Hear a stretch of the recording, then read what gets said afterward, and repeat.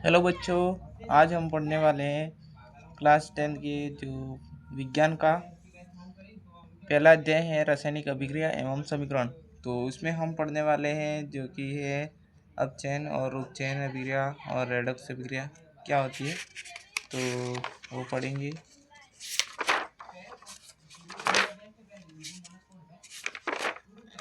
इससे पहले हमें ये भी पढ़ना होगा, लेकिन अभी इस वीडियो में हम डिस्कशन करेंगे उपचयन और अपचयन किसे कहते हैं और कहाँ पे देखने को मिलता है।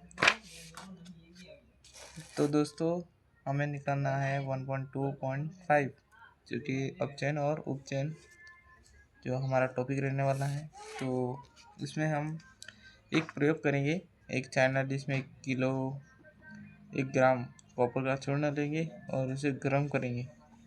तो इससे क्या होगा, कॉपर ऑक्साइड का अपचयन हो गया क्योंकि इसमें ऑक्सीजन मिल गया कॉपर में। इसके कारण क्या हो गया, अपचयन हो गया, उपचयन हो गया। तो सबसे पहले उपचयन और अपचयन मैं सामान्य भाषा में समझा देता हूँ। उपचयन इसे कहते हैं सामान्य, जो कि किसी भी तत्व या किसी पदार्थ में ऑक्सीजन का जुड़ना और हाइड्रोजन का घटना क्या कहलाता है, उपचयन कहलाता है। जैसे कि ये है हमारे चाइना डिश में, चाइना की डिश है और इसमें कॉपर युक्त चूर्ण भरा हुआ है। तो copper sulphur dioxide, copper oxide का उपचयन हो गया।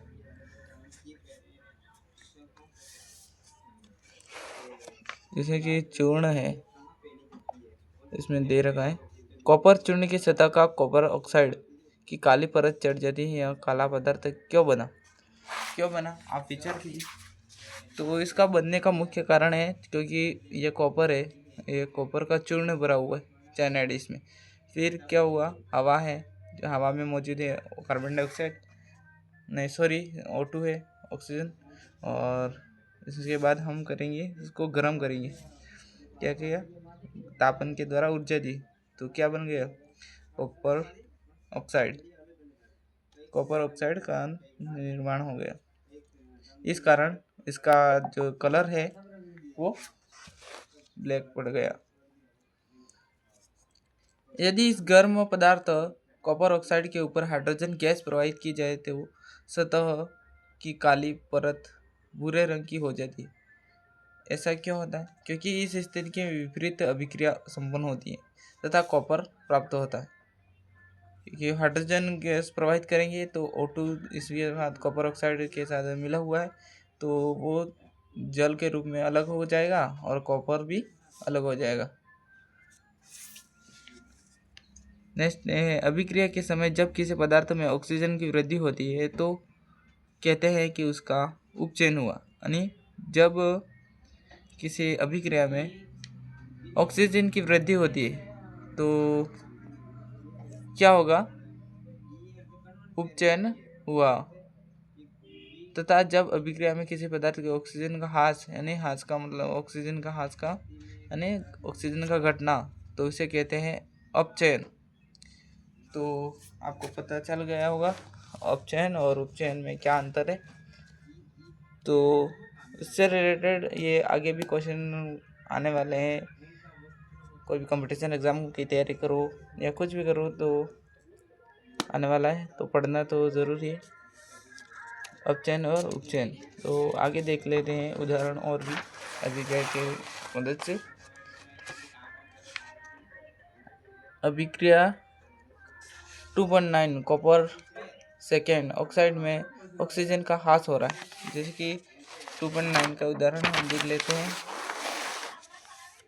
तो 2.9 का जो उदाहरण है इसमें, तो क्या हो रहा है, ऑक्सीजन का क्या हो रहा है, ऑक्सीजन निकल के इसमें जल में O2 में H2 में जुड़ गई। इस कारण ऑक्सीजन का ह्रास हुआ और यह क्या हुआ, अपचयन अभिक्रिया हुई, अपचयित हुआ।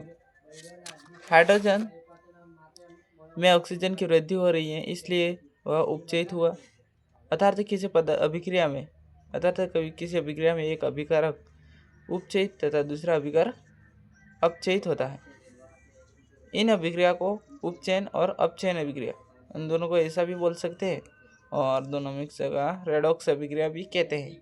जैसे कि ये है कॉपर ऑक्साइड प्लस O2 से तापन दिया, उसको गर्म किया तो क्या बन गया, कॉपर अलग हो गया और जल मिल गया हमें। तो इन दोनों को मिलाकर जो भी अभिक्रिया हो रही है, दो प्रकार की अभिक्रिया हो रही है, दोनों का अलग अलग, तो अपचयन और उपचयन, तो जिसको मुख्य रूप से इन दोनों को मिला के रेडॉक्स अभिक्रिया कह सकते हैं। यह रेडॉक्स अभिक्रिया के अन्य उदाहरण, जैसे कि रेडॉक्स अभिक्रिया के उदाहरण कौन सा है, जिसका सत्य, ऐसे कुछ भी क्वेश्चन बन सकता है, तो हमें ध्यान रखना है अपचयन और उपचयन को अच्छे से फिट कर लेना है माइंड में। रेडॉक्स अभिक्रिया कुछ के उदाहरण हैं, जैसे कि जिंक ऑक्साइड प्लस कार्बन का जो मिश्रण है, तो उससे अभिक्रिया करवाई जाती है, तो जिंक अलग हो गया और ऑक्सीजन और कार्बन के साथ अभिक्रिया करके CO कार्बोनेट CO गैस बन गई। अब मैग्नीशियम ऑक्साइड प्लस 4HCl, तो मैग्नीशियम ऑक्साइड 4HCl, तो इसके अभिक्रिया करवाई थी, मैग्नीशियम क्लोराइड बन गया और जल के अणु हो गए और क्या क्लोराइड भी अलग हो चुका। अभिक्रिया में कार्बन अपचयित हुआ और जैसे कि अभिक्रिया 1.31 में, जैसे कि ये है, तो इसमें दे रखा है कार्बन अपचयित हो गया। जैसे कार्बन है, कार्बन में ऑक्सीजन जुड़ गया, तो इसलिए कार्बन क्या हो गया, उपचयित हो गया, जैसे कि CO बन गया, तथा जिंक ऑक्साइड अपचयित हो गया होकर जिंक बनता है। जो अपचयित का मतलब, जैसे कि इसमें ऑक्सीजन का निकल गया, इस कारण अपचयित हो गया।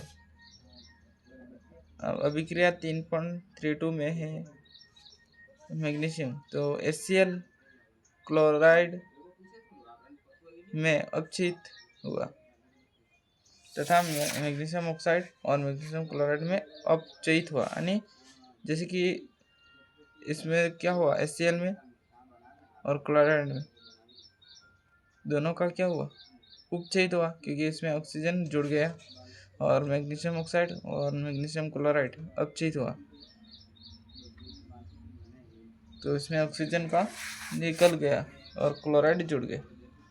इस कारण ऊपर के दिए गए उदाहरणों के आधार पर हम कह सकते हैं कि यदि किसी अभिक्रिया में पदार्थ अपचयन तब होता है जब हमें ऑक्सीजन की वृद्धि या हाइड्रोजन का ह्रास होता है। जिसकी यह सामान्य हमें परिभाषा याद रखनी है कि जब किसी अभिक्रिया में ऑक्सीजन की वृद्धि होती है और हाइड्रोजन का ह्रास होता है, हाइड्रोजन का निकलना होता है, तो इसी अभिक्रिया को उपचयन अभिक्रिया कहते हैं। और जस्ट उसका उल्टा, पदार्थ का अपचयन तब होता है जब उसमें ऑक्सीजन का ह्रास होता है और हाइड्रोजन में वृद्धि होती है।